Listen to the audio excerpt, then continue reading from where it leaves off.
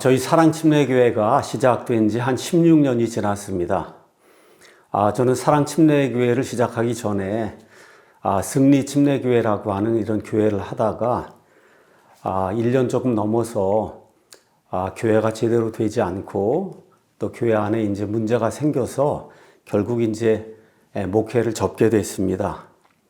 그 이후에 몇 년 동안 이제 시간이 지나면서 다시 한번 목회를 해야 되겠다 이런 생각이 들어서 디모데 스쿨이라고 하는 이렇게 성경을 가르쳐 주는 이런 그 기관을 설립해서 주중에 이제 성경을 가르치는 그런 일을 해야 되겠다고 하고 부천 송내 근처에 조그만 건물을 얻어서 성경을 가르치는 그런 일을 하려고 준비를 했습니다.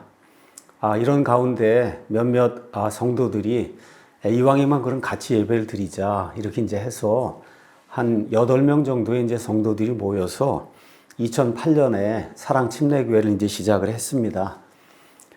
정말 뭐 소수의 무리가 그냥 온전히 하나님의 말씀을 좀 알리면 좋겠다는 이런 단순한 그런 마음으로 이게 시작을 했는데 어떻게 하다 보니까 사실 교회가 이렇게 이제 어느 면에서 급성장을 하고 이러면서 교회 부지를 1000평 이렇게 단독 부지를 이제 구매를 하고 한 2000평 정도 이런 예배당도 짓고 어떻게 하다 보니 지금은 매주 주일 오전에 한 1000명, 1100명 정도가 모여서 예배를 드리고 또 하나님의 은혜로 우리가 이제 유튜브를 시작했는데 유튜브 채널이 계속해서 이제 구독자가 늘면서 지금 현재 한 49만 2천 명 정도 구독자가 있습니다. 저희 교회 어떤 한 형제님이 챗 GPT에 들어가서 대한민국 교회 유튜브 채널 이 구독자 수를 한번 알려달라 이제 그렇게 이야기했더니 저희 사랑침례교회 구독자 수가 대한민국 교회 전체 교회들 가운데 그 구독자 수 가운데 가장 많다. 이렇게 이제 알려줬다 그래요. 아마 이렇게 데이터베이스를 근거로 해서 챗 GPT가 이야기한 거기 때문에 맞지 않겠는가 이런 생각을 해봅니다. 저는 프로페셔널 이런 목사는 아닙니다. 그런데 어떻게 하다 보니까 제 설교를 듣는 분들이 많이 있고 특별히 외국에서도 설교를 듣는 분들이 많이 있고 많은 경우에 거의 매주 미국, 일본 등에서 이제 저희 교회를 이제 방문합니다. 그래서 목사가 이제 돼서 보니까 이제 가장 중요한 게 이제 설교예요. 설교. 어떤 목사님이 좀 우스갯소리 비슷하게 이야기했지만 목사는 설교만 잘 하면 모든 게 용서된다. 뭐 그런 이야기도 있을 정도로 어느 면에서 우리 프로테스탄트 또 침례교 이런 계통에서는 예배 시간에 설교가 이제 가장 중요한 게 사실입니다. 그래서 많은 목사님들이 어떻게 하면 성도들에게 들리는 설교를 할 수 있을까? 들리는 설교. 제가 요새 메가더 목사님 이 목양과 그 다음에 이 설교, 이게 관한 그런 책을 이렇게 읽고 있는데 어떻게 그 교회가 그렇게 폭발적으로 성장을 하고 전 세계에 가장 영향을 미치는 그런 교회가 됐는가? 그냥 하나님의 말씀을 있는 그대로 정직하게 강해를 했다. 그렇게 이제 이야기를 해요.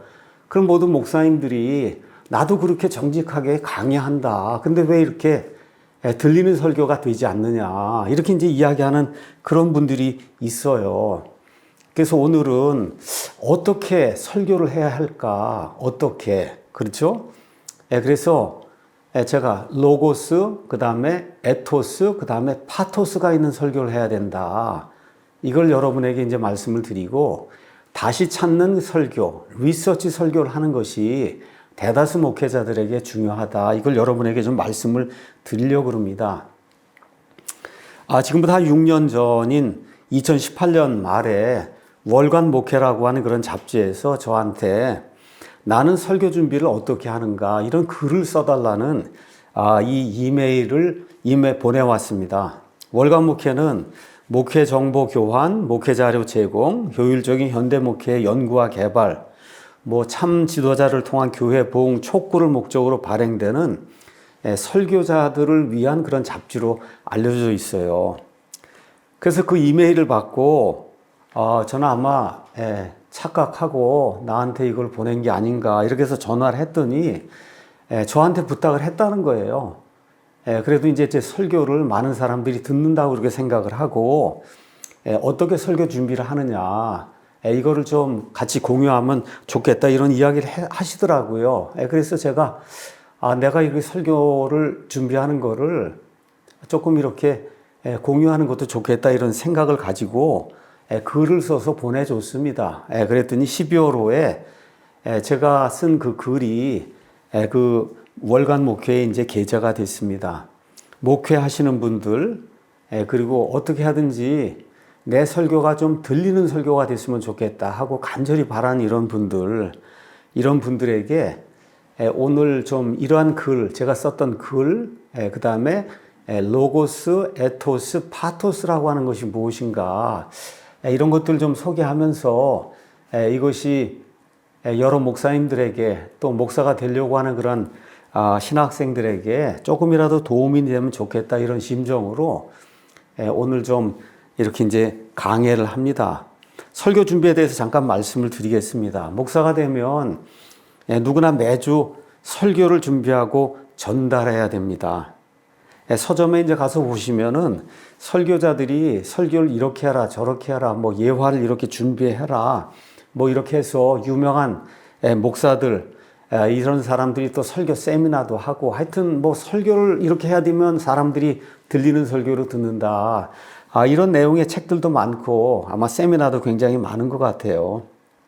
많은 목사님들이 신학교 다닐 때 설교에 대해서 강의도 듣고 그 다음에 준비도 하고 해서 코칭을 받는 그런 경우도 있는 것 같습니다. 저 같은 경우는 그랬어요. 신학원 이제 가서 이렇게 보니까 설교 코칭 같은 걸 하더라고요. 이럼에도 불구하고 설교를 준비해서 많이 세미나 다니고 책도 읽고 하여튼 어떻게 하든지 해보려고 노력했는데 그럼에도 불구하고 정말 성도들이 은혜를 받고 그 말씀에 감동이 돼서 기쁨을 느끼느냐 제가 볼 때는 대다수가 그러지 못하다고 생각합니다. 특별히 현 시대 한국교회 목사님들은 설교 준비 이거 외에도 교회 행정, 신방, 재정 등 해야 할 일들이 굉장히 많아요. 새벽 기도부터 시작해서 해야 할 일들이 너무 많기 때문에 기본적으로 책을 읽을 시간이 없습니다. 어떤 면에서 성경을 읽을 시간이 없어요. 이런 상태에서 설교를 잘한다는 것은 사실 불가능한 일입니다.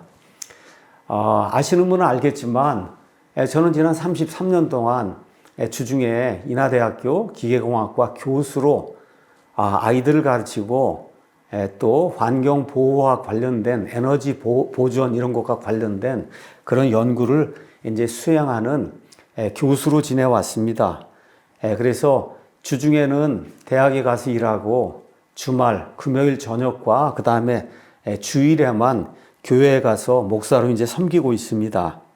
이렇게 이제 하다 보니까 대다수 목사님들보다 사실 시간이 많이 부족합니다. 그래서 제가 말씀드린 대로 처음에 2000년인가 아마 교회를 시작했다가 이제 교회를 이제 망쳤는데 그 이후에 제가 2006년도 들어가면서 아주 귀중한 책을 하나 발견해서 읽기 시작했습니다. 그 책이 마르틴 로이드 존스의 설교와 설교자입니다. 복 있는 사람에서 나온 책인데 제가 밑줄을 그으면서 읽고 또 읽고 또 읽고 나중에는 제가 거기 16챕터로 되어 있는데 그 16챕터를 한 챕터 한 챕터씩 제가 50분씩 해서 그래서 이거를 강의를 해서 제 채널에 올렸습니다. 그러니까 정동수 목사 하고 설교와 설교자, 뭐 마르틴 로이드 존스 이렇게 유튜버에 가서 치면은 그러면 그 로이드 존스 목사님의 설교와 설교자 그 안에 있는 내용을 제가 요약을 해서 그래서 여러분에게 전달한 것을 이제 들을 수가 있습니다. 자, 그래서 거길 가서 보니까 설교가 뭐고 설교문이 뭐고 예화를 어떻게 사용해야 되는 거고 특별히 성경 말씀을 강해를 해야 된다. 이거를 처음부터 끝까지 이제 강조를 합니다. 이거 성경을 강해하는 강해 설교가 돼야 된다 하니까 많은 목사님들이 착각을 해요. 아, 그리스어, 히브리어, 문법 구조가 어떻고, 문법의 뜻이 어떻고, 이렇게 하는 거, 이거 설명하는 게 강해 설교다. 그렇지 않습니다. 로이드 존스가 강해 설교라고 이야기한 거는 거기 나와 있는 한 구절, 한 구절에 있는 그 뜻을 우리 보통 사람들이 그냥 평범하게 성경을 읽을 때 그거 이상을 뛰어넘는 그런 수준으로 하나님께서 이 말씀을 주셨을 때 이 말씀이 이런 뜻을 담고 있습니다 하고 그 말씀을 풍성하게 풀어서 성도들이 알아들을 수 있도록 설명하는 게 이게 강해 설교다. 그러니까 강해 설교를 듣고 나면은 이 교인들이 예배당 문턱을 이제 나가게 될 때, 아, 오늘 말씀하신 이 성경 구절, 여기에 대해서 지금까지 내가 알고 있던 것보다 한층 더 많은 그런 지식을 갖고 이 말씀대로 내가 살아야 되겠구나 하고 작심을 하고 떠나는 그런 일이 생기도록 만드는 게 그게 강해 설교다. 그런 이야기를 이제 해 주셨어요. 그래서 이 책을 읽으면서 다시 한번 혹시 하나님께서 제게 기회를 주시면은 그러면은 하나님의 영광을 위해서 하나님 말씀을 강해하는 그런 설교를 하며 살아야 되겠다. 이렇게 다짐을 했는데 어떻게 하다 보니까 또 기회가 와서 8년부터 사랑 침례교회를 이제 다시 하게 됐습니다. 자, 신학교 때부터 목회자들을 이렇게 짓누르는 압박이 있습니다. 그 뭐냐 하면 로이드 존스 목사님이나 설교의 황태자라고 불리는 이 스펄전이나 이런 분들 또 신학교 교수님들이 뭐라고 얘기하냐. 설교를 독창적으로 처음부터 끝까지 그냥 성경 읽고 그 다음에 나머지 모든 거를 다 여러분이 작성을 해야 된다. 이런 이제 부담을 이제 주는 거예요. 이게 원칙적으로 틀린 말은 아닙니다. 그런데 대다수 목회자들에게 해당이 되지 않아요. 그러니까 로이드 존스나 아니면 스펄전이나 정말 유명하다고 하는 그런 위얼스비나 이런 훌륭한 설교자들은 이게 해당이 될 수 있는 그런 말인데 대다수 보편적인 이런 그 시간의 한계가 있고 그렇죠? 이런 목회자들에게 처음부터 끝까지 모든 거를 그냥 이거 성경 한 구절 읽고 주석도 하나도 보지 말고 처음부터 끝까지 모든 걸 해서 자기 원하는 대로 이렇게 글을 써서 설교문을 만들고 이거를 전달해야 된다. 이거 하는 거는 보통의 부담이 아니고 엄청난 압박감입니다. 그렇게 이제 하다 보니까 잘못 생각하고 그렇게 하려고 평생 시간을 보내는 그런 분들이 있어요. 저는 공과대학의 교수로 말씀드린 대로 33년 동안 일을 했습니다. 우리 공과대학에서 일을 할 때, 연구할 때 그 연구라고 하는 말은 리서치입니다. search는 찾는다는 이거잖아요. 그러니까 다시 찾는 거예요. 그러니까 공과대학의 연구라고 하는 거는 아무것도 없는 이런 상태에서 그냥 밑바닥에서부터 처음부터 시작하는 게 그건 공과대학 연구가 아닙니다. 그거는 노벨상을 타거나 하는 이런 계통의 사람들이 하는 그런 연구고 우리 공과대학의 연구라고 하는 거는 누가 이렇게 만들어 놓은 거 이거를 더 발전을 시키는 거예요. 여기서 이게 부족한 것이 있고 그 다음에 이 부분을 향상을 시켜야 되고 이렇게 해서 나는 이러한 목적을 가지고 이렇게 실험을 하고 아니면 컴퓨터로 뉴메리컬 이런 그 전산 시뮬레이션 하고 이렇게 해서 업그레이드를 시키는 거예요. 또 업그레이드를 시키고 이렇게 이제 해서 뭐 텔레비전도 더 좋은 게 나오고 핸드폰도 더 좋은 게 나오고 이렇게 해서 계속해서 발전해 나가는 그런 일을 우리가 연구라고 합니다. 연구. 그래서 연구는 일단 과거에 이루어진 그 일을 정확하게 살펴봐야 돼요. 어떤 일이 이루어졌는가, 또 어떤 일이 이루어지지 않았는가, 그 다음에 또 공학적인 연구를 하려고 하다 보면, 이 연구를 하게 되면 누가 이거를 필요로 할 것인가, 그 사람들의 필요가 있잖아요. 그 필요에 부응하는 이와 같은 그 연구를 이제 해야 되는 거예요. 그래서 그런 차원에서 저는 설교도 이와 비슷하다고 생각합니다. 그래서 현 시대의 대다수 목회자들에게는 다시 찾는 설교가 필요하다. 다시 찾는 설교. 제 경험을 이야기하도록 하겠습니다. 일단 설교를 잘해서 내 설교가 들리는 설교가 되도록 그렇게 만들려면 일단 성경 전체의 문맥을 이해하는 게 가장 중요합니다. 그래서 설교자는 창세기부터 요한계시록까지 일관성 있는 메시지를 전달해야 돼요. 마태복음 전할 때는 마치 행위로 구원받는 것처럼 이렇게 이야기하고, 로마서 가서는 은혜로 구원받는다고 이야기하고, 이렇게 일관성이 없는 이와 같은 말씀을 전하면은 그러면 성도들이 헷갈리게 되고, 그러면 들리는 설교가 안 됩니다. 다시 말씀드려서 십자가 사건 이전까지가 구약이고 십자가 사건 이후부터가 신약이에요. 예수님 오실 때부터가 이게 신약이 아니라 예수님께서 십자가에서 다 이루었다고 말씀하시면서 십자가에서 죽으실 때 여기 테스타먼트라고 하는 말은 상속, 유업, 언약이라고 하는 뜻이에요. 그러니까 상속, 언약하는 자가 죽어야 상속, 유업 이것이 효력이 있는 것처럼 뉴 테스타먼트, 이 신약이라고 하는 거는 예수님이 십자가에서 죽으신 이후부터 신약이 되는 거예요. 그래서 이런 것들을 잘 구분을 하고 구약 시대의 이스라엘과 신약 시대의 교회를 잘 구분을 하고 구약 시대 하나님이 땅에 있는 하나님의 백성 이스라엘에게 주시는 그런 복과 신약 시대 하나님께서 에베소서에 있는 것처럼 하늘에 있는 모든 영적인 복으로 신약 성도들에게 주는 이런 복, 이런 것들을 구분하지 않고 구약 시대 이스라엘 사람들이 하는 그런 식의 일을 하면 하나님이 복을 준다고 하고 이런 방식으로 설교를 하면 이거는 일관성이 없는 그런 설교고 하나님이 기뻐하지 않는 그런 설교예요. 이런 설교를 성도들이 듣게 되면 혼란이 생기게 됩니다. 혼란이. 그래서 현 시대 한국교회 성도들이 설교에 대해서 정말 어려움을 호소하고 있는데 그 이유는 뭐냐? 신약과 구약을 구분하지 않고 그 다음에 일관성이 없는 그런 설교를 하기 때문에 그렇습니다. 저는 미국에 가서 캐나다와 더불어 한 10년 정도 이제 살면서 메릴랜드 공과대학에서 주립대학에서 공학 공부하고 나중에 펜사콜라에 있는 이 침례교 신학대학 가운데 이제 가장 큰 이 펜사콜라 크리스천 칼리지라고 하는 데서 성경 강의학 이제 석사 공부도 하고 미국의 이제 침례교 목사님들을 많이 이제 접하게 됐습니다. 여러분이 잘 아시는 존 맥아더, 존 파이퍼, 또 이제 돌아가신 팀 켈러 뭐 등등 이런 분들, 한국에 잘 알려진 이런 목사님들이 설교하시는 이런 영상들도 이제 많이 봤고 이런 가운데 이분들이 늘 강조하는 그런 말씀이 하나가 있는 걸 알게 됐습니다. 그 말씀은 디모데후서 2장 15절이에요. 너는 진리의 말씀을 바르게 나누어 너 자신을 하나님께 인정받은 자로 부끄러울 것이 없는 일꾼으로 나타내도록 연구하라. 영어로 이제 가서 보시면은 15절에 study to show thyself, 스타디 하라고 되어 있어요. 스타디. 우리 중학교, 고등학교 아이들 뭐 스타디 카페도 있고 뭐 스타디 해야 된다 그러고 스타디 하잖아요. 스타디 해야 된다는 거예요. 연구해야 된다는 거예요. 그러니까 하나님 앞에 부끄러울 것이 없는 일꾼으로 나타나려고 하면 연구를 해야 되는데 그 말씀을 잘 나누어야 된다는 거예요. 신약과 구약을 제대로 나누고, 그렇죠?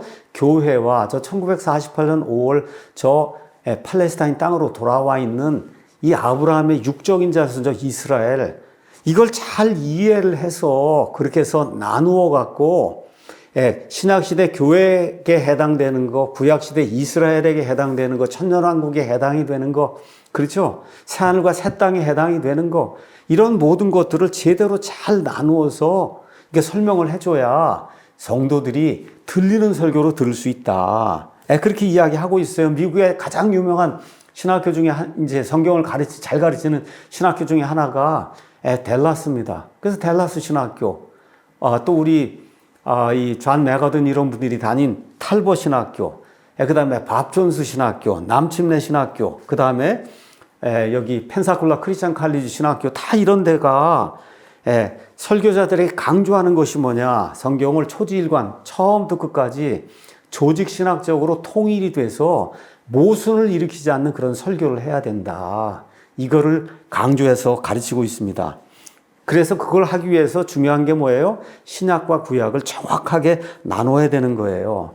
그러니까 십자가 사건 이후부터가 신약이지 예수님 태어난 때부터 그때부터가 신약이 아니다. 성경은 많이 읽었지만 저도 이제 성경을 번역했습니다. 킹제임스 성경을. 그러니까 모르긴 해도 신약 성경 한 100번쯤 읽었을 것 같고, 구약 성경도 뭐 한 50번이고 아마 읽었을 것 같아요. 많이 읽었습니다. 어려서는 개혁 성경 좋아해서 중학교, 고등학교 다닐 때 개혁 성경 많이 읽었습니다. 자, 그런데 저는 로이드 존스나 스펄전이나 맥어더 같이 타고난 설교자가 아니에요.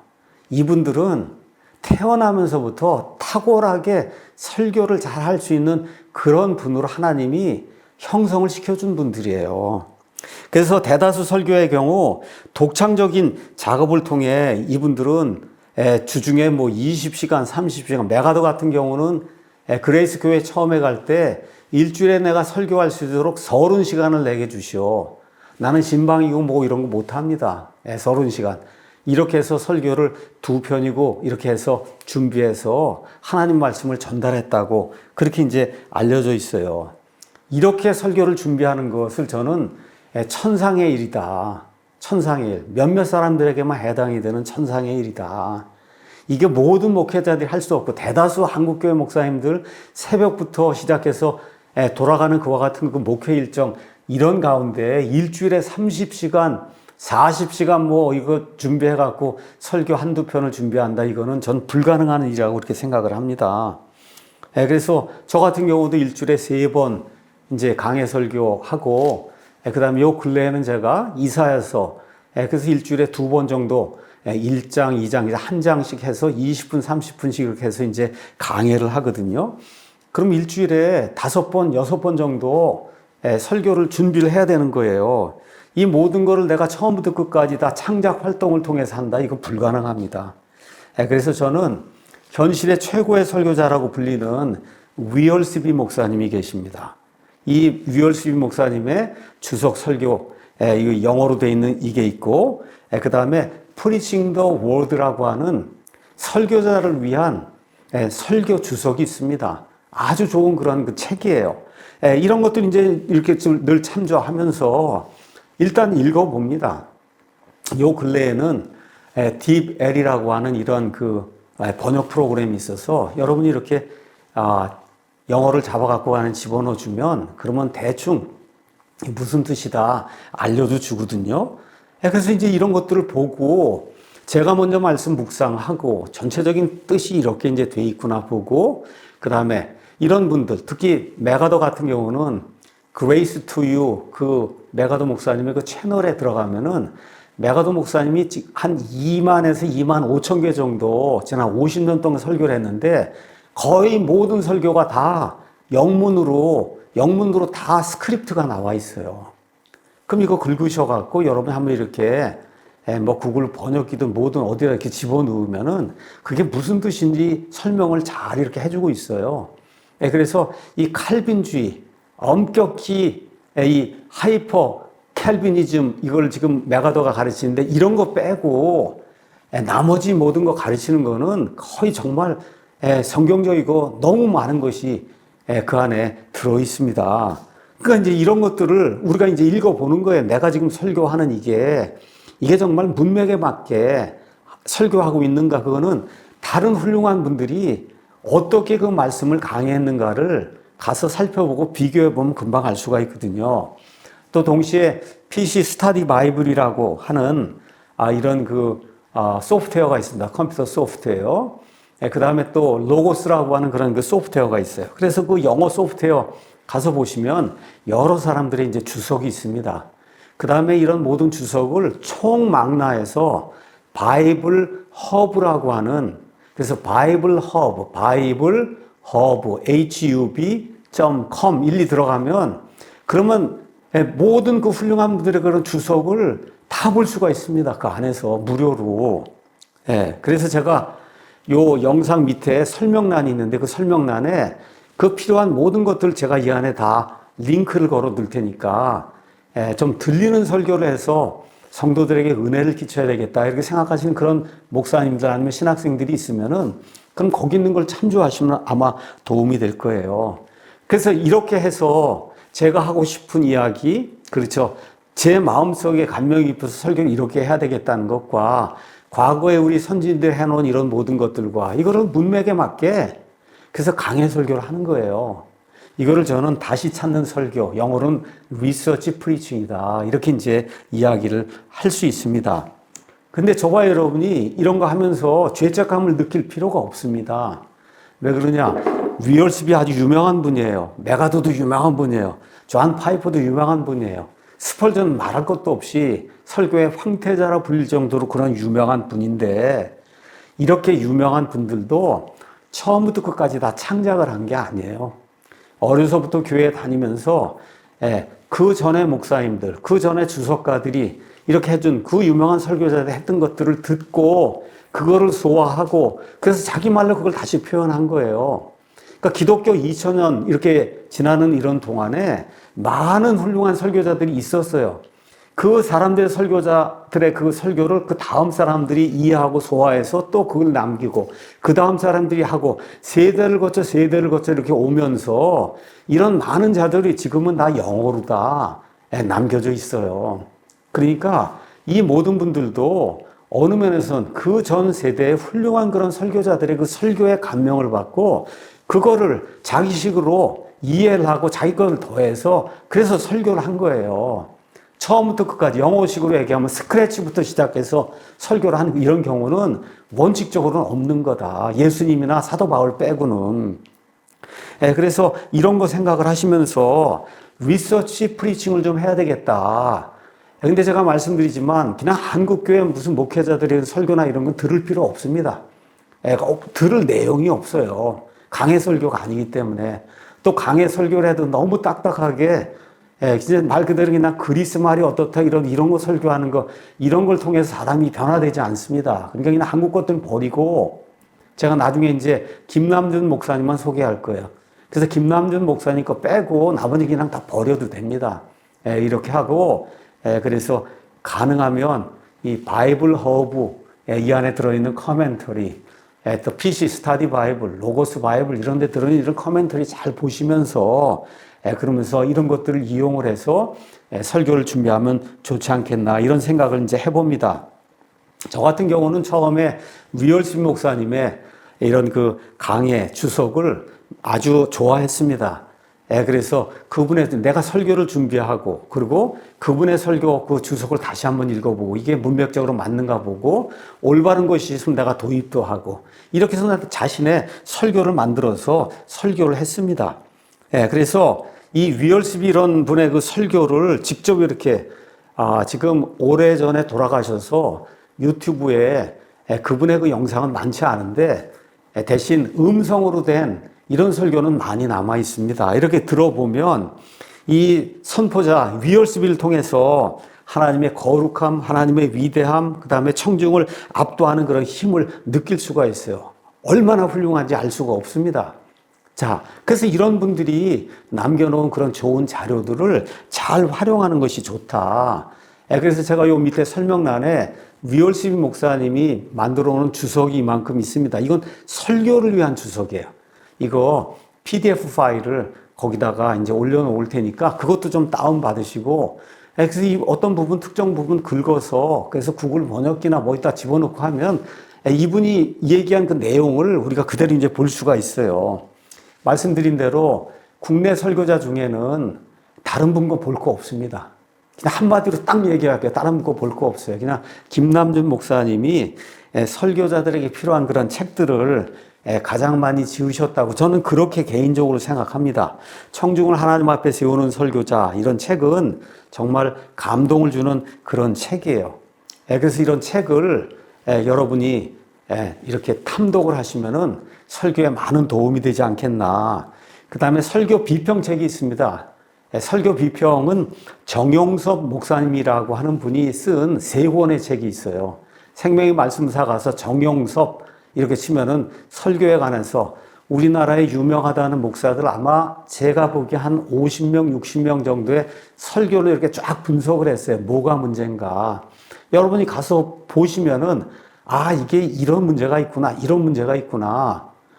이거를 이제 금방 알 수가 있습니다. 근데 이 정용섭 목사라고 한 사람은 자유주의 신학 한 사람이에요. 그렇기 때문에 그분의 설교나 그분의 다른 이 교리는 들을 필요가 전혀 없어요. 다만 듣는 귀가 있어서 설교를 분석하는데 아주 탁월한 그런 재능이 있기 때문에 설교에 관해서 비평적인 그런 시각으로 그 설교를 이렇게 살펴보기 원하는 분들은 정영선 목사님의 그런 그 설교 비평 책을 좀 읽어보면 제 생각엔 많은 도움이 되리라고 믿습니다. 자, 저는 이런 식으로 내가 설교하고 있다, 리서치 설교를 하고 있다, 이거를 제 웹사이트, 우리 교회 웹사이트 맨 위에다 이제 공지를 하고 설교 시간에 늘 언급을 해요. 그래서 내가 처음부터 끝까지 이렇게 기록한 그런 설교문으로 하는 건지, 또 어떨 때 많은 부분을 그대로 인용해서 할 때는 그 목사님의 설교가 내게 감동이 돼서 많은 부분을 그 목사님의 설교에서 인용했다. 저는 그렇게 솔직하게 이야기를 하고 이렇게 해서 성도들에게 알리면서 지금까지 이제 설교를 해왔습니다. 그래서 이런 식으로 지금까지 성경의 대다수 책들을 강의했어요. 창세기부터 시작해서 마태복음까지 절절히 강의를 했습니다. 요한계시록도 하고 창세기도 하고 마태복음 뭐 80개, 누가복음도 뭐 70개, 요한복음도 한 60개, 70개. 그렇죠? 그 다음에 계시록도 40개 뭐 등등 해서 창세기부터 요한계시록까지 성경에 나와 있는 거의 모든 책들을 구약 성경에 있는 것들은 이렇게 요약을 해서, 그 다음에 신약 성경에 있는 중요한 책들은 절절히 이렇게 해서 설교를 해서 아마 제 생각에는 강해 설교가 한 3,000개 정도 이렇게 올라가 있지 않은가 이렇게 생각이 들고, 어찌됐든 요새 가서 보니까 저희 채널에 매일 접속자 하는 사람의 수가 10만에서 한 15만 명 정도 됩니다. 그래서 10만에서 15만 명이 어찌됐든 설교 말씀을 듣든지 그 안에 들어있는 여러 가지 그 영상을 지금 보고 있는 거예요. 그리고 제가 또 중요하게 생각하는 건 내가 이렇게 만들어 놓은 설교 노트, 이거는 내 생각도 들어있고 또 연구를 해서 여러 사람들 그걸 모아가지고 이걸 만들어서 A4 2장에서 5장까지 그 설교문을 내가 이렇게 만드는데, 이거를 그냥 두면 안 되겠다 해서 거의 모든 설교 강의 2,000편, 3,000편 되는 이런 모든 거 이거를 다 PDF 파일로 만들어서 다 올려놨습니다. 우리 사랑침례교회 홈페이지에 들어오셔서 설교, 그 카테고리 안에 들어가면 거의 모든 설교에 대해서 설교문이 그 안에 들어있습니다. 그래서 여러분이 원하시면 설교도 듣고 설교문 한 거 같이 보고 그렇게 하면서 내가 추가할 것도 추가하고 내 생각도 적고 이렇게 해서 설교를 발전해 나가는 거예요. 이게 리서치 설교다. 저는 그렇게 이제 생각을 합니다. 자, 근데 이런 교과서들이 있다고 해서 모든 목사들이 다 설교를 잘하는 건 아니다. 정말 많은 목사님들이 들리는 설교를 좀 어떻게 해봐야 되겠다. 저도 옛날에 어떤 그 설교 세미나에 한번 가본 적이 있어요. 많은 목사님들이 와 있더라고요. 목적이 뭐냐? 들리는 설교를 좀 어떻게 해봐야 되겠다 해서 방법을 배우러 온 거거든요. 근데 저는 방법보다는 실제로 설교자의 열정이 중요하다 이렇게 이제 생각을 합니다. 어떤 사람들이 이제 그런 이야기를 했거든요. 영화 배우 아니면 연극 배우 이런 사람들은 가짜, 자기가 아닌 거를 연기를 하는데 진짜처럼 연기하는 거예요. 근데 목사들은 진짜 중에 진짜를 설교하는데 가짜처럼 해요. 이게 문제라는 겁니다. 이게 문제다. 하나님의 말씀에 대한 확신, 이것이 설교자의 설교에서 드러나야 그래야 그 설교가 들리는 설교가 될 수 있다. 이거를 제가 말씀을 드리면서 아까 제가 소개했던 Preaching the Word라고 하는 이 커멘터리가 있어요. 설교를 위한 주석이에요. 유명한 분들이 적어놓은. 이거를 이제 편집한 분이 켄트 휴즈라고 하는 그런 목사님인데, 이 목사님이 이런 제목의 간단한 글을 썼습니다. 하나님을 기쁘게 하는 설교자의 특성, 이렇게 했어요. 그러니까 예배 때 설교에서 설교자와 회중이 이 둘을 이어주는 성령님에 의해 하나가 되면서 하나님의 기쁨을 설교를 통해서 경험하려고 하면 세 가지 요소가 설교와 설교자 안에서 나타나야 된다. 첫 번째는 로고스입니다. 로고스는 뭐 다 아시는 것처럼 하나님의 말씀이에요. 그래서 설교자들은 하나님의 말씀을 선포하기 위해 회중 앞에 섰을 때 일단 이 말씀이 무엇을 이야기한다. 이거에 대한 연구는 다 하고 서야 된다는 거예요. 이 말씀이 뭘 이야기하는 거다. 본문 구절 해석하고 의미를 찾아보고 문맥에서 중요한 단어가 있으면 그 단어 설명도 하고 그리고 그 단어들을 회중들이 이해할 수 있는 그런 말로 우리 교회 회중들 가운데는 9살짜리, 10살짜리 아이들도 있어요. 같이 예배 드립니다. 우리는 부모와 함께. 자, 그러면 그 아이들도 이해할 수 있는 그런 언어를 사용해서 예수님도 그렇게 하셨잖아요. 아주 쉬운 비유를 사용해서 그래서 아이들도 알아들을 수 있는 이와 같은 말씀을 하신 것처럼 이렇게 성경 말씀이 이야기하는 그 본문 자체를 해석하는 거. 그렇죠?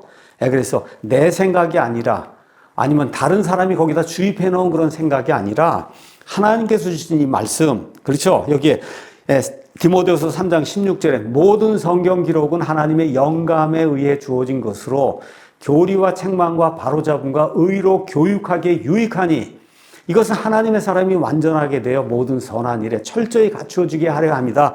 이 구절을 택했으면 여기 나와 있는 모든 성경 기록, 하나님의 영감, 교리, 책망, 바로잡음, 하나님의 사람이 완전하게 된다는 거. 어떻게 사람이 완전하게 될 수 있어요? 완전하게 된다는 말이 뭐냐? 철저히 구비된다는 말이 뭐냐? 이거를 문맥적으로 하나님 주신 그런 말씀을 그대로 잘 해석하는 그 일을 하는 거, 그게 로고스다. 이분이 그렇게 이야기합니다.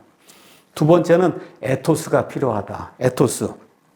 에토스는 설교자 자신이 누구인가를 드러내서 보여주는 거예요. 설교를 할 때 많은 사람들에게 치명적인 병이 있다. 이 휴즈가 이야기를 하는 거예요. 그거는 내가 지금 거룩한 말씀을 다룬다 이런 생각 때문에 손과 마음을 마비시켜갖고 입도 마비시켜갖고 나를 다른 사람으로 만드는 거예요. 조용기 목사처럼 뭐 믿습니다 하고 그렇게 하니까 뭐가 되는 것 같으니까 나도 믿습니다 하고 뭐 이렇게 해야 되고 이래서 자기가 아닌 다른 사람으로 이렇게 만들면은 그 사람의 에토스 정신세계가 들어가지 않아요. 이렇게 되면 설교를 실패할 수밖에 없다. 그래서 필립스 브룩스라고 하는 아주 유명한 설교 작성, 설교문에 대해서 아주 유명한 글을 쓴 이런 분이 에토스가 뭔가에 대해서 이렇게 이제 설명을 했어요. 자, 옛날에 열차를 미국에서 이제 타고 갈 때는 이제 저 앞에 이제 정류장이 있어서 쓰게 될 때 지금은 뭐 마이크로 해서 다음 정류장이 어디니까 내리실 분은 내리시오 이렇게 준비하라고 얘기하는데 그때는 없었어요. 그래서 차간마다 다 안내원이 이제 있는 거예요. 그래서 안내원이 다음 역에 도착하기 전에 큰 소리로 몇 차례 다음 역은 어디입니다 하고 이제 알려준다는 거예요. 자, 그리고 내가 이제 큰 소리로 다음 역이 어디라고 이제 알려줬으니까 그러니까 다음 역에 내릴 그 승객들은 그 역에 도착했을 거야. 그렇게 이제 믿는 거예요. 그러니까 말 그대로 그냥 말만 큰 소리로 얘기했지 그게 나하고 상관없는 그런 일로 얘기하는 거예요. 이게 이렇게 되면 그 사람의 정신세계가 그 안에 들어가 있지 않는 거거든요. 그래서 설교는 반드시 인격체를 통해서 진리를 전달하는 것이어야 된다. 그러니까 이 설교자가 죽은 사람처럼 그렇게 설교하면 안 된다는 거예요. 죽은 사람처럼 남 이야기하듯이 그렇게 설교하면 안 된다는 거예요. 자, 그러면 설교자가 설교하는 모든 내용을 실제 삶에서 다 구현할 수 있냐? 구현하지 못해요. 그럼에도 불구하고 나도 그렇게 살고 싶습니다. 그렇죠? 이러한 마음이 그 사람의 정신세계가 그 안에서 이렇게 표출이 되어 나올 수 있도록 이 말은 진심으로 내가 하는 말입니다. 그냥 다른 사람이 들으라고 그냥 하고 자기와는 아무 상관이 없는 것처럼 이렇게 말하면 안 된다는 거죠. 그래서 설교가 효력을 발휘하려 하면 성경담으로 중요한 것은 꾸밈없이 설교자의 마음에서 흘러나온 에토스, 그 사람의 정신세계, 정말 나도 이것을 확실히 믿습니다. 이것이 드러나야 그래야 들리는 설교가 될 수 있다. 세 번째 중요한 게 파토스라고 이야기합니다. 파토스. 이거는 개인의 열정과 확신인데 이분이 이렇게 표현했어요. 옛날에 스코틀랜드에 불신자 철학자로 유명한 데이빗 휴미라고 한 그런 사람이 있었어요. 근데 이 사람이 어느 날 조지 위필드의 설교를 들으러 간다는 거예요. 그래서 그 옆에 있는 사람들이 이제 물은 거예요. 선생님, 선생님은 하나님을 믿지 않는 걸로 제가 알고 있습니다. 그렇게 얘기를 한 거예요. 그랬더니 휴미 뭐라고 대답하냐. 나는 안 믿는데 저 사람 위필드는 믿습니다. 그 믿는 사람 이야기를 한번 들어보려고 제가 가는 겁니다. 그렇게 이야기했다는 거예요. 그러니까 다시 말씀드려, 설교자가 자기가 설교를 하면서 나도 이것을 확실히 믿습니다. 그런 그 설교자의 확신, 열정 이런 것이 들어있어야 그래야 그게 들리는 설교가 될 수 있다. 그러므로 설교할 때 하나님의 말씀을 확실하게 강해를 하고, 그래서 로고스를 전달하고, 그렇죠? 그 다음에 설교자 자신의 이 정신세계, 이것이 같이 그 안에서 드러나게 되고, 그 다음에 열정과 확신이 그 안에서 나타나게 될 때, 이 세 가지를 갖추면 하나님을 기쁘게 하는 설교, 대다수 목사들이 그렇게 원하는 들리는 설교, 이것이 성령님의 도우심을 통해 이루어질 것이다. 이렇게 이제 이 휴즈 목사님이 이야기하고 있습니다. 어떻게 하다 보니까 제가 한 20년 동안 뭐 긴 세월은 아닙니다. 또 프로페셔널 목사도 아니고 이렇게 하면서 설교를 했습니다. 다른 사람들, 특별히 저는 존 맥아더 목사님의 설교를 가장 좋아하고 많이 듣습니다. 21세기에 그렇게 훌륭한 설교자, 목사는 없다. 저는 그냥 다 놓고 그렇게 이야기할 수가 있어요. 이 짧은 기간을 통해 제가 몸으로 얻은 교훈을 잠시 말씀을 드리면 이렇습니다. 설교자가 아무리 지식이 많고 논리적으로 지식을 제시해도 회중에게 감화 감동을 주는 그런 설교를 하지 못할 수가 있다. 설교자가 행동도 반듯하고 가정생활도 바르게 하고 모든 면에서 원리와 원칙을 잘 지키는데도 성도들은 이 설교자의 설교에 의해서 큰 감화를 받지 못할 수도 있다는 거예요. 이 사람이 설교단에 딱 나와서 서기만 하면 사람들은 의뢰이 오늘도 그냥 바르게 살라고 이렇게 행위 강조하고, 그렇죠? 언행 조심하고 살아라. 이런 거 바르게 살라는 이야기 하겠지. 이렇게 타성에 젖어서 설교 시간이 끝나기만을 기다리는 이런 경우가 너무 많다는 거예요. 그냥 감성팔이 설교하고 설교 구절, 성경 구절 하나 읽고는 일주일 동안 일어났던 그런 이야기를 다 하고 끝에 가서 예수님이 이렇다 그러고 이런 한마디 하고 그냥 복 받습니다. 그러고 자식이 잘 됩니다. 그러고 이런 이야기 하고 이런 걸 통해서 어떻게 설교가 사람들에게 감동을 줄 수 있겠냐. 그래서 에토스하고 파토스를 우리 목회자들이 소유하려면은 저는 이렇게 생각하는 거예요. 우리 설교를 듣는 내 성도들하고 내가 같은 세상을 살고 있다는 거, 이거를 공유해야 된다고 저는 그렇게 생각해요. 많은 목사님들이 나는 스스로 저 고고한 세상, 저 하늘나라에 살고 있고 너희는 이 천박하고 더러운 세상에 살고 있어. 나는 성직자고 너희는 평신도야. 이런 세상이 이제 갇혀있는, 생각이 이제 갇혀있는 거예요. 이런 경우는 설교 내용이 아무리 좋아도 성도들이 그 설교를 듣고 들리는 설교라고 생각할 수가 없어요. 같은 세상에서 고통을 같이 느끼고, 그렇죠. 행복을 같이 느끼고, 저와 여러분이 같은 사람입니다. I am just one of you. 나도 여러분 중에 하나입니다. 이것이 들어가야 에토스와 파토스가 나타날 수가 있는 거예요.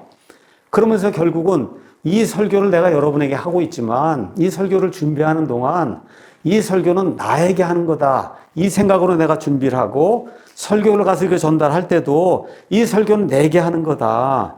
나 자신이 이렇게 살기를 원합니다. 이러한 에토스와 파토스가 들어가는 그런 설교, 이런 설교를 해야 그 설교가 살아나고 자연히 몸에서 그렇게 퍼져나가면은 그러면 설교자하고 그 다음에 여기 설교를 듣는 이 회중들 가운데 성령님의 영께서 우리를 연결해 주시잖아요. 이렇게 되면서 하나님의 기쁨, 성도들의 기쁨이 발생한다고 저는 그렇게 생각을 합니다.